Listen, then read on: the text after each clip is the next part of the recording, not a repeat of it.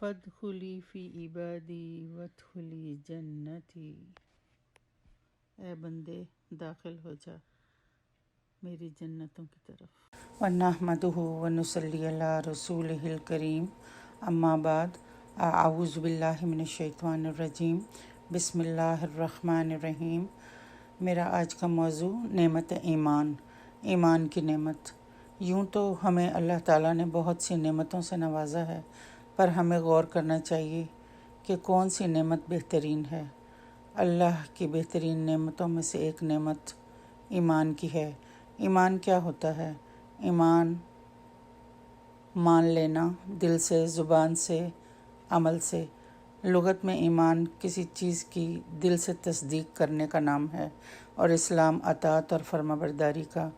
اللہ سبحانہ تعالیٰ نے ہمیں بہترین نعمتوں سے نوازا ہے، اتنی بے شمار نعمتیں جن کا ہم شمار بھی نہیں کر سکتے۔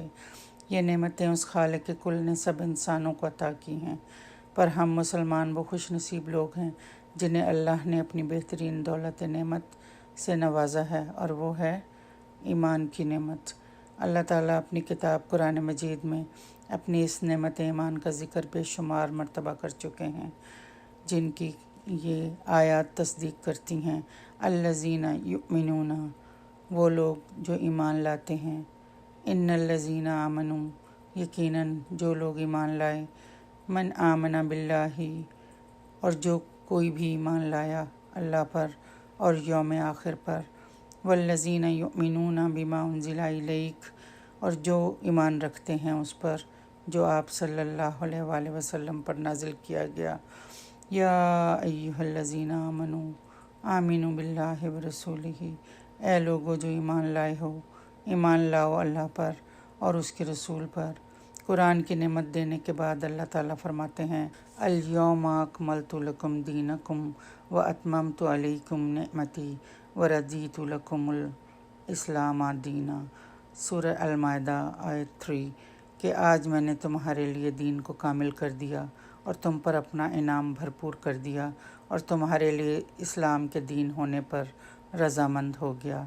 ایمان مان لینے اور تصدیق کرنے کو کہتے ہیں۔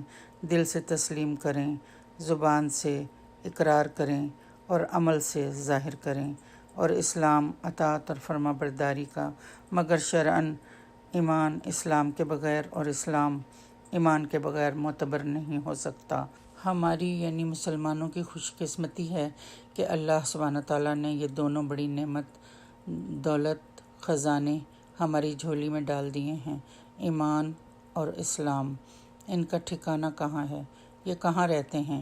اس کا جائے قرار ہمارا دل ہے۔ اسلام پر عمل پیرا ہونے کے بعد جب ہمارے دل کو ایمان کی حلاوت اور لذت نصیب ہوتی ہے تو دل بقیہ نور بن جاتا ہے، اور پھر یہ نور انسان کے سارے اعضاء تک پہنچ جاتا ہے۔ پھر انسان اپنے سارے اعضاء جوارح سے اس کا اظہار کرنے لگتا ہے۔ زبان اللہ اور اس کے رسول کی تصدیق کرنے لگتی ہے، دوسرے اعضاء بھی ایمان کی تصدیق کرتے ہیں۔ ہاتھ، پاؤں، دل اور دماغ سب کے سب اپنے رب کے تابع ہو جاتے ہیں، اور پھر وہ چل کر رب کی اطاعت میں پہنچ جاتے ہیں، اللہ سے لو لگا لیتے ہیں۔ انہیں اللہ کے گھر، عبادت گاہیں، مسجدیں اچھی لگنے لگتی ہیں، اپنی کم مائگی اور اللہ کے بزرگ و برتر ہونے کا اظہار کرنے لگتے ہیں۔ خاک پر اپنی جبین رکھ دیتے ہیں، عاجزی سے، انکساری سے۔ وہ پیشانی جو انسان کی عزت کی جگہ ہے، اپنے رب کے آگے اسی جبین کو جھکا دیتے ہیں۔ تسلیم کرتے ہیں کہ رب بڑا ہے اور ہم کم تر۔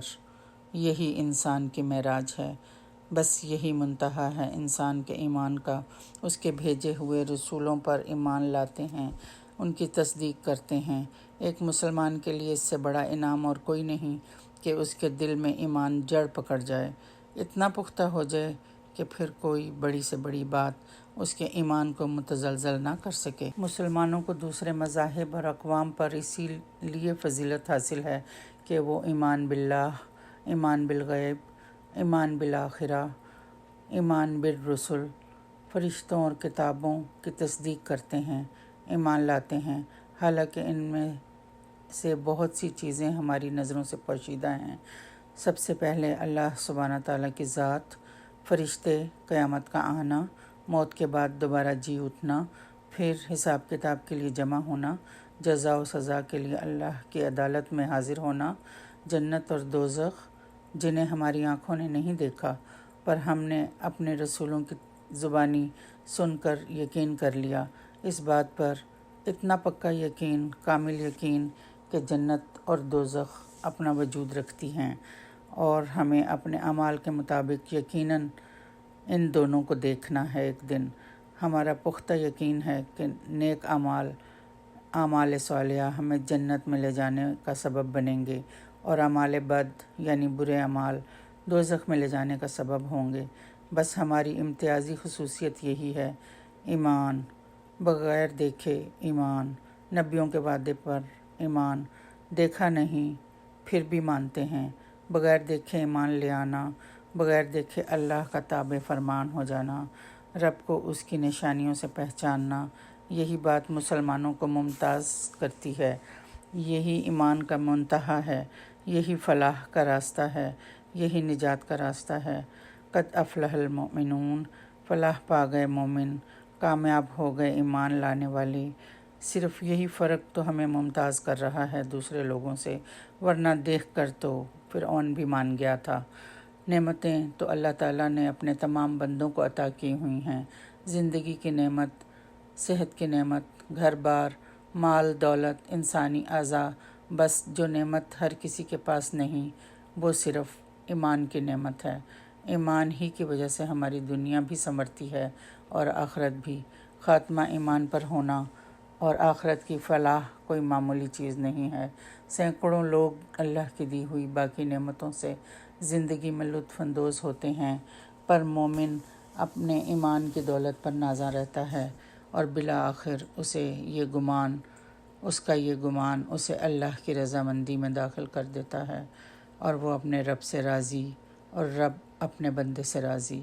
تو چل کشاں کشاں میری جنتوں کی طرف، فلاح پا گئے مومن، ایمان لانے والے۔ یہ اللہ کا احسان ہے کہ اس نے ہمیں ایمان اور اسلام عطا کیا۔ ہمیں اس نعمت پر اللہ کا شکر ادا کرنا چاہیے اور اس نعمت کی قدر کرنی چاہیے۔ اللہم انی اسألک ایمانا لا یرتد ونعیما لا ینفد ومرافقۃ محمد فی اعلی جنت الخلد۔